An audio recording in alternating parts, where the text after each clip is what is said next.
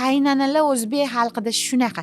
Voy, bizani qaynanalar deb gapirishni bas qilish kerak. Birinchidan o'zbekni qadrsizlash, ikkinchidan hamma kasallikni to'plab qaynaga shipoq etib tiqib qo'yish. Yo'q, bu hammada bo'lishi mumkin. Bu kasallik o'sha urush yillaridan qolgan bizaga nasldan naslga o'tib kelayotgan yodgorlik. Chunki o'sha narsalar o'sha paytda qo'rqqani arzirli sabab bor edi. Urushida, ocharchiligida, qiyinchiligida yoki oshiqcha qiyinchiligi ham birinchi aytgan variantimiz psixopatiyani shakllantiradi.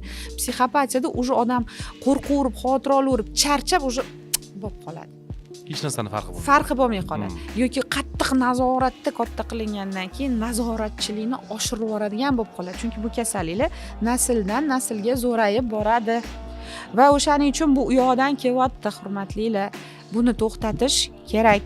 Davolab to'xtatasiz. Davolaganingizni qanaqa to'xtaydi desa, o'sha insonni ko'rib katta bo'layotgan yosh muhitlar bu xulq-atvorni o'zlashtirishni bas qiladi.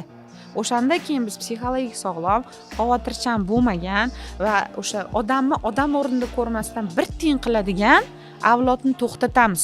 Ungacha qaynanalar deb o'tirishdan bizga umuman foyda yo'q.